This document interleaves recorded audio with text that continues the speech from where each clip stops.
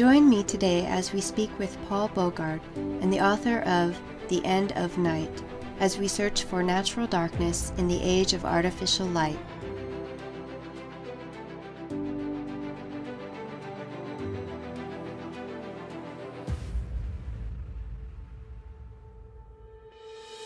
As a little girl, I loved laying out in the grass while gazing at the stars. I was always fascinated by a particular star cluster and could easily navigate the sky to find it at different times. I didn't know what I was looking at, and later learned that it was the Pleiades, which in Arabic is also known as Suraya. I was blown away because that was my middle name, and a name in which I felt deeply connected to. From that discovery onward, I knew that was how I wanted to be addressed. We all have a connection to the stars, as they are a vital part of who we are. You can have this experience of reconnecting with the human experience. For all of human history, people would walk out their door and come face to face with the universe.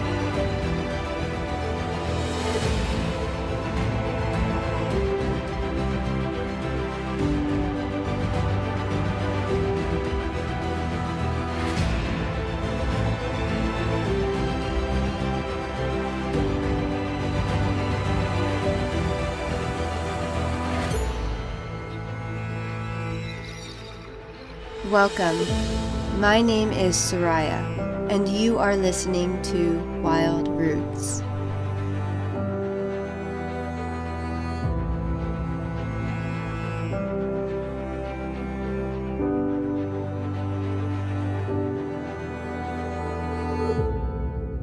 The idea of natural darkness has sort of been an obsession of mine since childhood. I used to love to challenge myself to navigate through the darkness, whether it was just getting up in the middle of the night for a glass of water. I would try to challenge my senses and try to utilize my nighttime vision. It was sort of a superpower. I liked using whatever available light was around, whether it was moonlight or starlight. But I never really liked artificial lights turned on during the nighttime. Still, as an adult, I dislike it when artificial lights are turned on in the morning before the sun rises. It just sort of jars my spirit and gets me in a bad mood. I really love that gradual process of light entering my living space from the sunrise. And in fact, that's one of my morning practices, is to greet the sunrise. As a child, the nighttime was exciting. Not really scary, but that sort of exciting scary.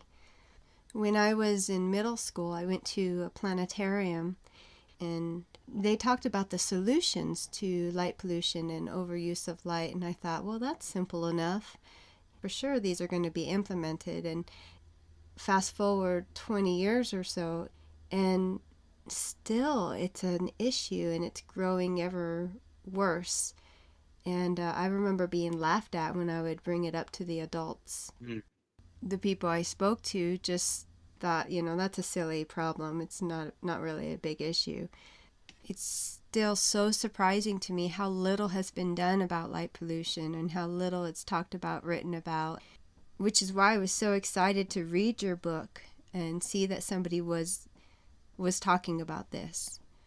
So I would like my listeners to learn a little bit about you and how you came to write the wonderful book, The End of Night. Well, I think, like you, I had a intimate experience of darkness as a child. I grew up in Minnesota, and we have a family cabin in the northern part of the state. And so as a child, I experienced natural darkness. It's really dark up there, or it was when I was a kid. And I liked what you said about, darkness being exciting, scary. It was exciting. And it was also a place where where I found a lot of beauty. The stars are an obvious one for sure. And I loved standing out on the dock watching the stars. but there's also the sounds of night, the insects and um, the birds and the animals and that kind of thing. And just being out at night was something that made an impression on me, a lifelong impression. And so when I got older and was looking for something to write about, I began to think about this experience of night and darkness, and it didn't seem like other people were writing about it too much. And um, and then when I started to learn about light pollution, the subject of light pollution, then it just really blossomed for me because when you start, I mean, it started with just kind of a desire to learn the stars. Like you said, I wanted to learn I'd always loved the night sky, but I had never learned the constellations. And so um, I wanted to do that. And when you start doing that, you very quickly learn about light pollution because you realize what you can't see. And then, once you learn about light pollution, you learn about all the different impacts from our overuse of light at night. That losing the stars is super important and a tragedy, but it's, kind of the tip of the iceberg when it comes to the effects of light pollution. So in the book, you mentioned how people don't even notice how much light is actually being used out there, and that it's sort of the new norm, and that people don't even realize there's a problem. Can you explain a little bit about what's happening here? Yeah. Well, I think it might be important just to, define light pollution. And the definition that I use is the overuse and misuse of artificial light at night. So, no one is saying that we shouldn't have light anywhere at night. And, we like having light at night. It's just kind of how we are as human beings. But we don't need to use as much as we are right now. We don't need to use it in ways that are in the ways that we are. So I think that if you're younger than, let's say, 40-ish, you probably have never known a natural night. That depends on where you live and that kind of thing. But certainly, exactly, certainly if you've grown up in the city or the suburb, you don't know what a real night sky or a real night looks like. And so we just assume that all this light, all these street lights and all this light from buildings and all this light pollution is just normal. We just think that that's what night is supposed to look like. We think, for example, that clouds are supposed to be white, at night. And that's just because they're lit up. We're lighting up the sky. So it is remarkable that people don't really notice it. But I guess it's like that old saying, nobody knows who discovered water, but it probably wasn't a fish. Yeah. If you're subsumed by it, you're not going to notice it. You don't have any perspective. So I'm an avid backpacker, and I love that feeling of camping in the wilderness, knowing that there's wildlife all around me in the middle of the night under the stars. And one of my favorite things is to hear the nighttime wildlife and hear the poorwill, hear the coyotes, hear the little tampering of steps here and there. And I've had my share of nighttime wildlife encounters, and I adore every single one of them. They're always beautiful experiences. I've had many moments in the backcountry where I've literally had my breath taken away by the sight of the brilliant night sky full of stars. And I am so fortunate to have been able to witness the Milky Way many times.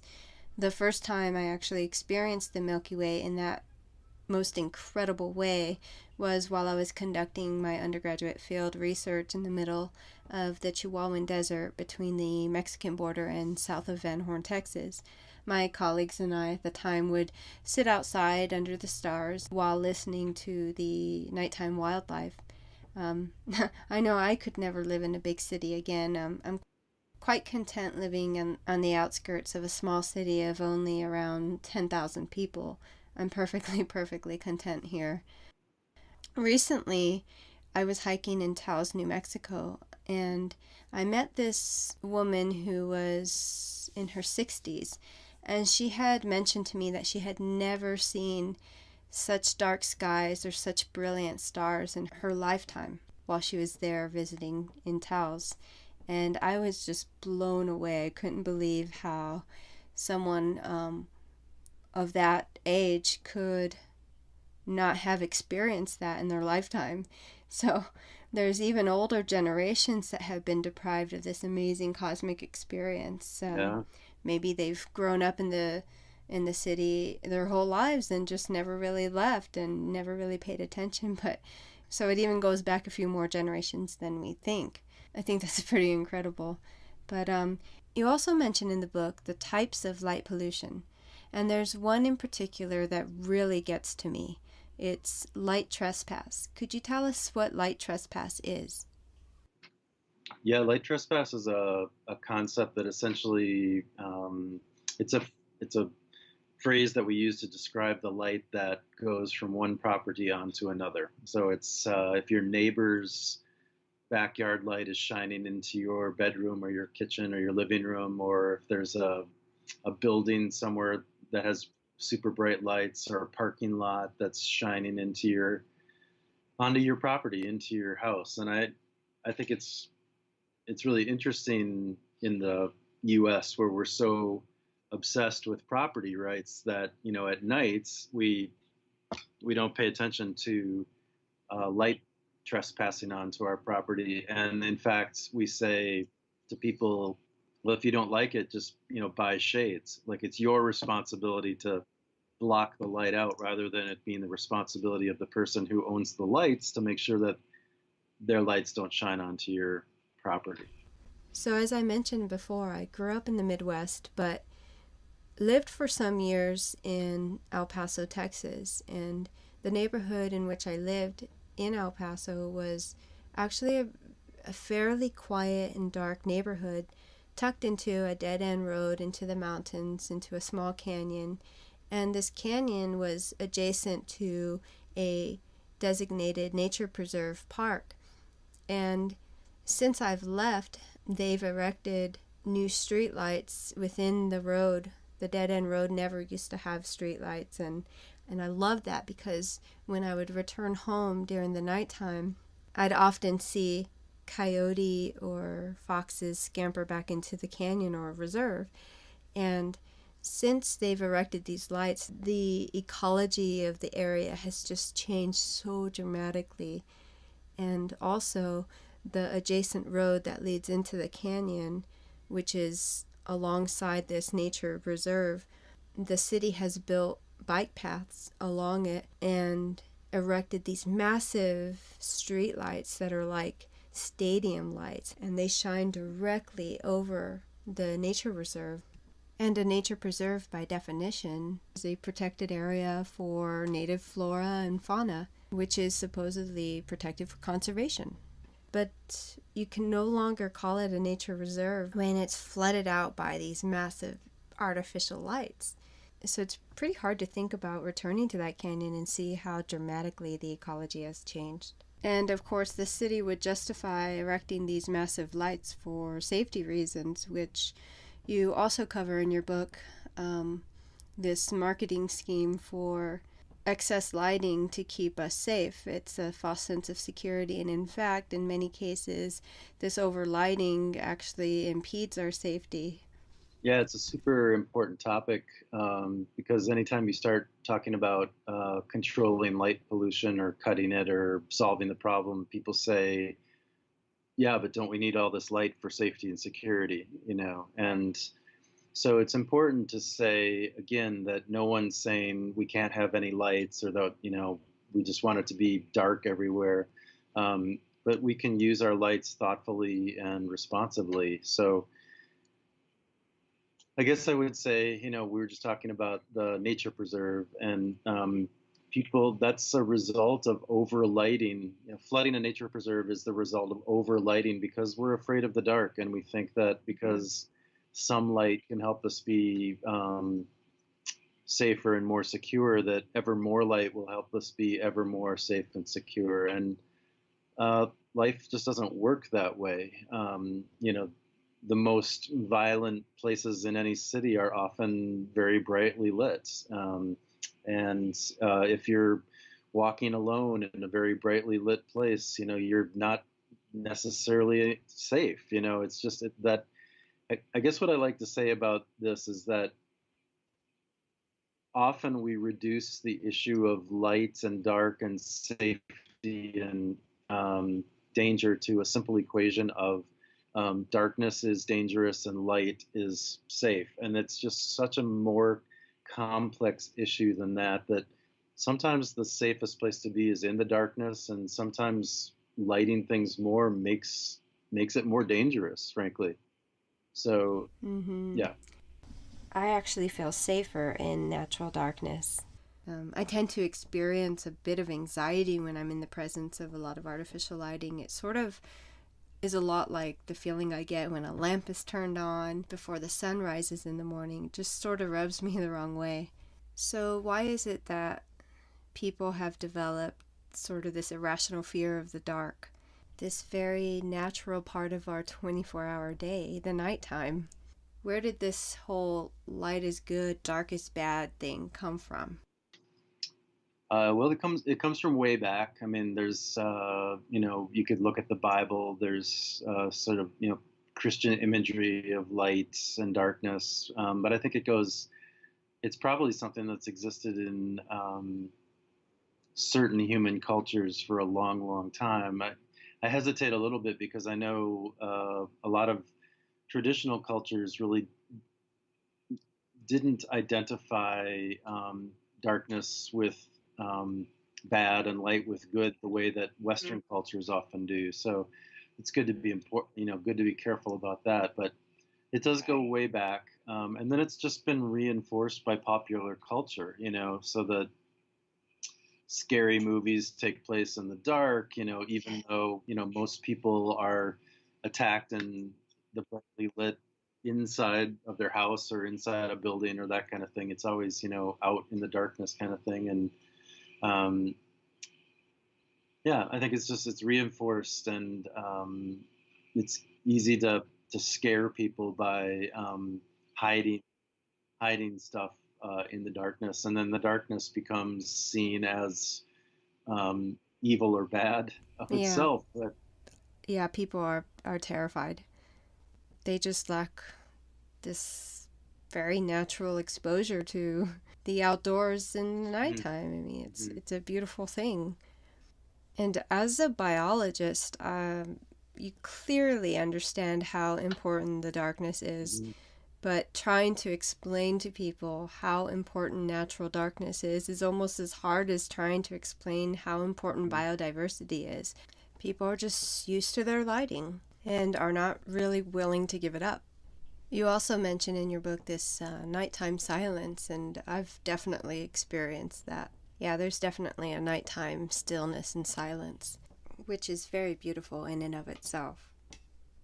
Yeah, I mean, that's oftentimes the case, that uh, darkness is quiet and light is loud and that kind of thing. And I think that maybe what's important to think about there is just that these are qualities that are the quality of quiet areas, the quality of darkness. These are things that are super important to us as human beings, but because they're usually not something that people are able to put a price tag on, they don't get valued in the way that other things get valued. And so we take them for granted, and we don't protect them, and um, we begin to lose them. We don't recognize how important it is to be in a quiet place, or to have access to darkness, how important it is to us as people. And so, as I said, we start to lose them. Going back to the fact that people don't really even notice that there's an issue going on, you also talked a little bit about how lighting is actually addictive in some ways to the way our eyes work. And when we, it's in, because it's become so relevant, because everybody's always trying to outlight everybody else. Could you explain a little bit about what's going on there? Yeah, I mean, our eyes are pretty remarkable, and they tend to adjust to the light that we give them. So, you know, we can exist with a lot less light, and we can still see as much as we want to. And on the other end of the spectrum, we can light things increasingly brighter, and our eyes just adjust. So we don't really even notice how bright things have gotten. Meanwhile, we're losing the stars and all sorts of different costs too. The environmental cost is huge. All the nocturnal and crepuscular species that depend on darkness are impacted by light pollution, and the human physical health implications and connections are big as well. So we just can't tell that it's getting brighter and brighter and brighter. We just think it's normal. And we shouldn't forget that we are a part of nature and we are also animals. And just as it affects a wide array of species, it affects us as well. The implications are much larger than what meets the eye. So let's talk about the ecology of natural darkness. Yeah, I mean, I would say for me that's the most important thing, the most important issue, because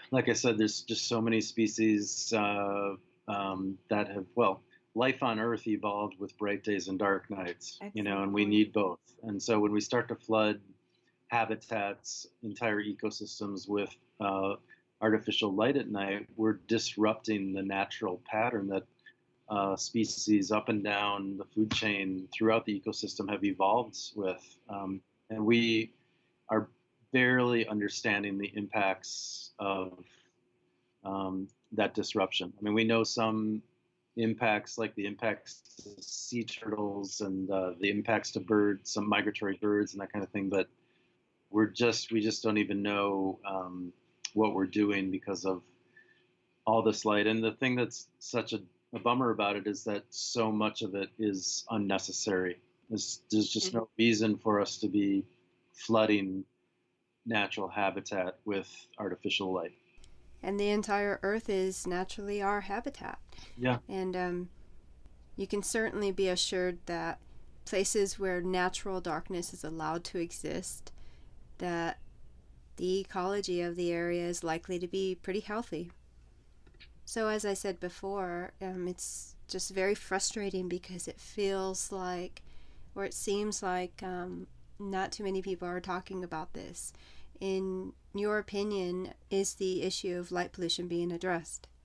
I mean, I think it is. The good news is, organizations like the International Dark Sky Association out of Tucson are doing really good work. And I do think that more and more people are talking about the issue.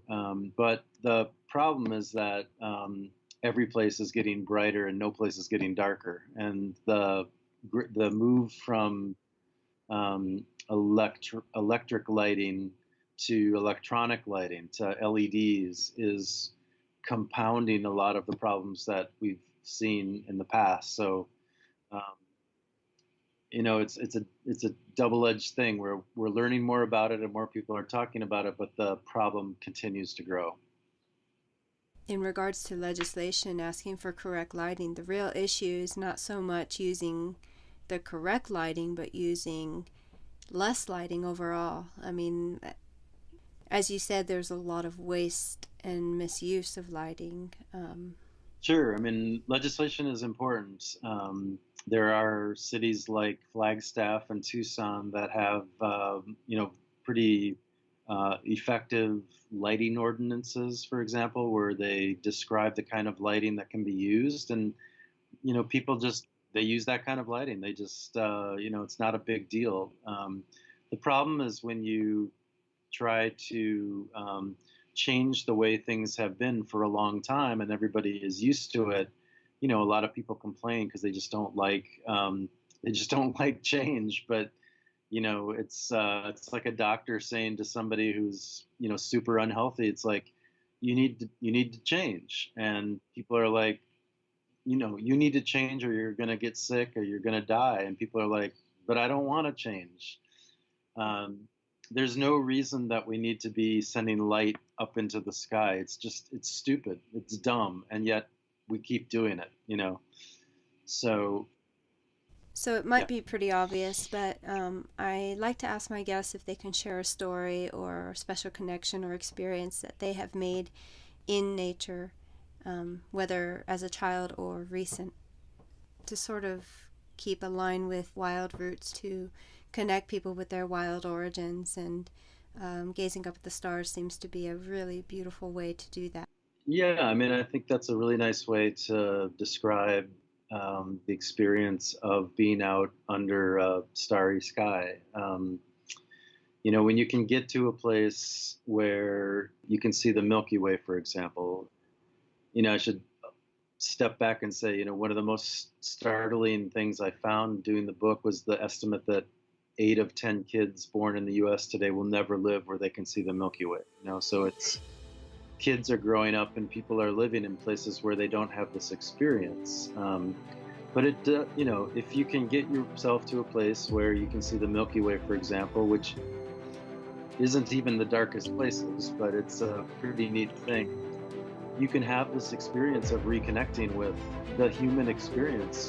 For all of human history, people would walk out their door and come face to face with the universe, and now most people never have that experience. And I think it's hugely costly to us as a species.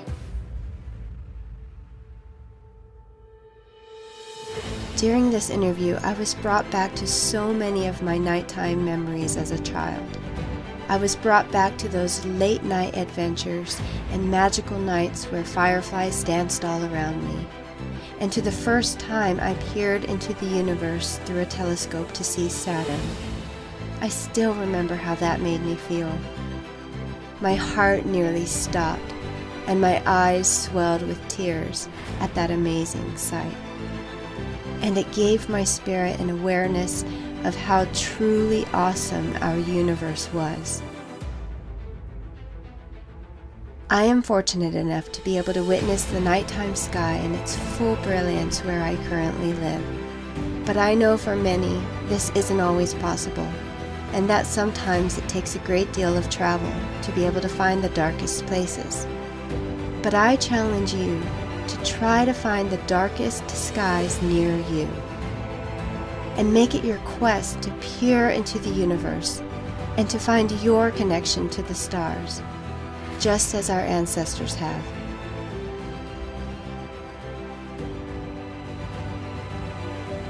This is Wild Roots.